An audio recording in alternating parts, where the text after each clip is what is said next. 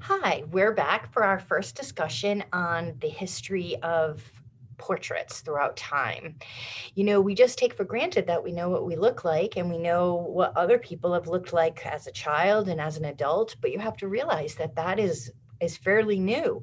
Throughout time, people were never able to document how they looked like as a child or a teenager or an adult unless a artist drew their picture or painted or sculpted them because there were no photographs at that time.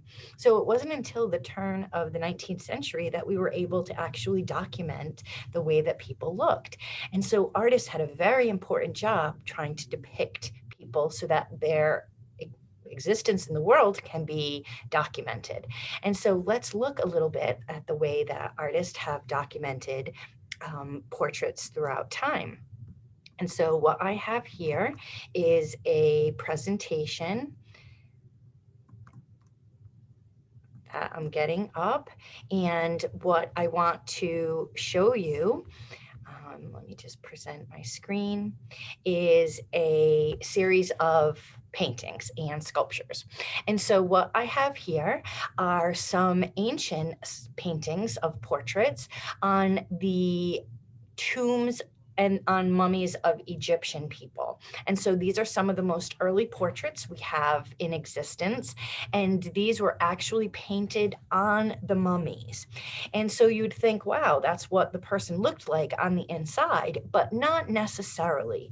They think that they were rather ideal looking and that they just drew the way that the artist knew how to paint.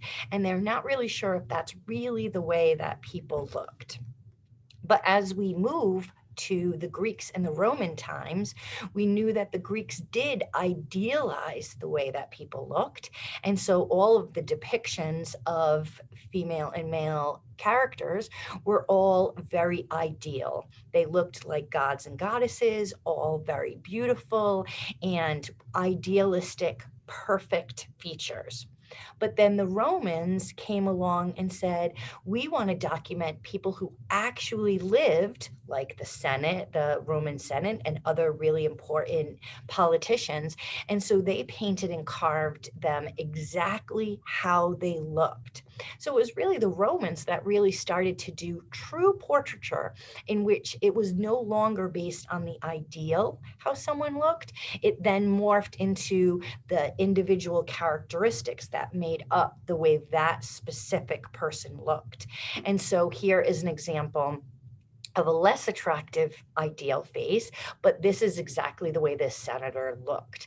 And so there was a big change from this ideal portrait of what I thought was ideal beauty until to a switch to more authentic, realistic way in which people actually look in real life.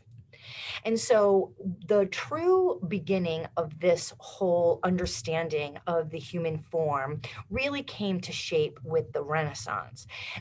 Leonardo da Vinci is famous for his sketchbook work, in which you can actually see that he and Michelangelo got permission from the church, which was not well known back then, to do autopsies.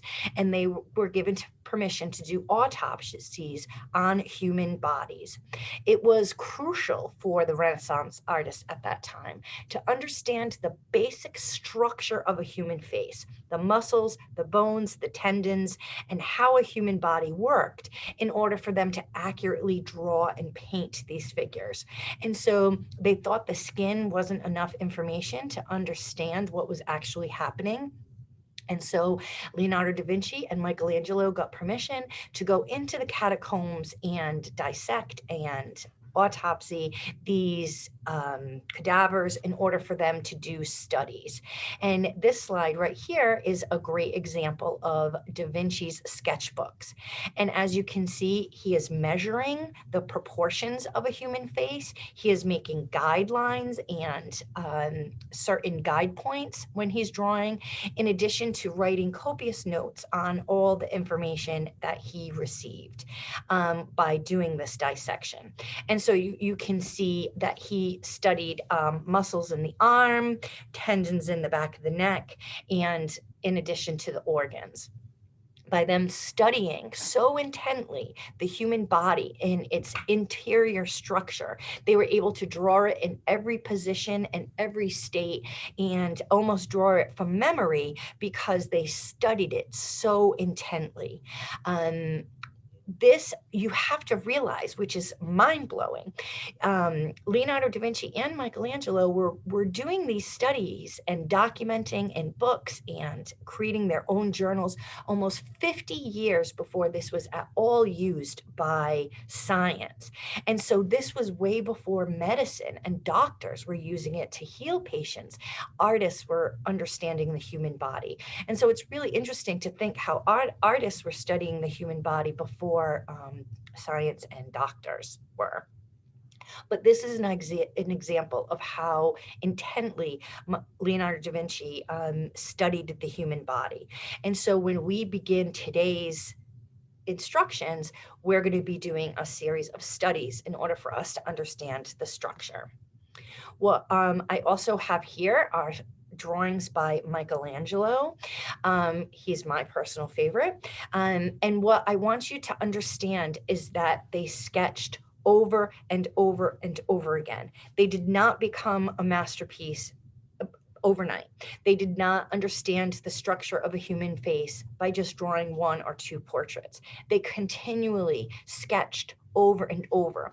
And on some of these portraits, I want you to see actually how they used sketch marks, how they used guidelines, how they draw multiple times on one piece of paper until they actually got it right. And so what made them so amazing? One thing was that they drew all the time. And so the more you study and practice, the better you're going to be able to get at drawing these portraits. And so Michelangelo, like the Greeks and the Romans, he studied both ideal views of the perfect man and the perfect woman, in addition to more caricatures, the way that unusual people look, or funny looking people look, or somebody with a big nose, or an overbite, or an aging face. And he tried to paint young and old, old and young, and everything in between in order for him to truly understand the study of the human face. I also want you to notice how many sketch lines are added. These are not final masterpieces, although they look like it because they're drawn so well. But notice even lightly, right here on this face, Michelangelo is drawing a guideline that follows the tip of the nose into the chin in order to guide him on what the proportions are. And so when we do our drawings, lots of times students want to forego all of those measurements and say, oh, I can draw a face without drawing guidelines or without measuring and spacing things out to make sure it's accurate. Well, that might be true, but you have to realize that if Michelangelo and Leonardo da Vinci are drawing guidelines and sketching lightly and drawing multiple areas on the face in order to gain accuracy, you probably need guidelines too. And so that will be a focus of today's lessons. I also wanted to show you an additional sketches here, the idea that some of them are void of lines. Some of them were sketched really lightly and then rendered really detailedly. But seeing these sketches and this random thumb here just shows that he's constantly trying to learn how to draw the parts of the body extremely accurate. And then another sketchbook drawing of the tendons in a hand in order to understand the structure. What we have here are two drawings by Da Vinci. He actually took apart and tried to understand the structure of a human skull. And here is the proper measurements. And so looking at the way that you draw something and how it all fits into the perfect mathematical formula. Like, for instance, an ear is always behind your jaw. And so here he put the jawline and a line and put his ear after that. And so these are all measurements that are made by the great masters, and we're going to do drawings with measurements. What I just wanted to show you here is some of the sketches that you might want to do yourself. And what I want you to think about is that your drawing does not have to be finished when you're drawing. Notice how beautiful it is when some lines are left just as a sketch and other areas have some beautiful rendering. So as we progress onto this class, you can decide how complete you want your drawings to be in the beginning. When you're sketching and doing your practice exercises, you might want to keep some things as a sketch and then render a little part of it, versus feeling like you need to complete edge to edge finished drawings every time. That will be our goal later in the class, but in the beginning, we want to just create a series of beautiful sketches. And then lastly, I just want to tell you some little tip I think is interesting about portraits. Usually, when a very formal portrait is laid out onto a canvas, you'll notice the image on the left is a painting of a self-portrait by Da Vinci. And then, of course, the famous painting of Mona Lisa on the right. When an artist paints a portrait, it is very rare that it is straight on view. It's always a little bit of a curve of a 3/4 view. And what did that artist do? That artist put that eye right in the center of the center axis of the painting. Oh, that's kind of interesting. If you notice, it's rarely a straight on view. It's usually a tip one way or the other, and then that eye is exactly in the middle. So if you notice how the grid right here on the Mona Lisa has that center line right down the middle of the canvas, shows that that's where her eye is. And then again, you can see without the guidelines that this eye right here of Da Vinci is in the center of the painting. So as you sketch, it doesn't matter where you put your sketches on a piece of paper. It could be random, you could overlap, you can put them anywhere. But as you progress to more of a formal portrait that we will in this course, you want to realize that placing your portrait in a specific spot on your painting or your drawing will be classic. And so the classic pose is to have a slight 3/4 view, and your eye that you can see is always looking at the viewer, and the other eye is a little bit further back. And that one eye is usually exactly in the center of the painting. Look what we learned already so far. And so what our next activity is going to be is for us to do a series of sketches based on the human skull. And so stay tuned, and that will be our next lesson.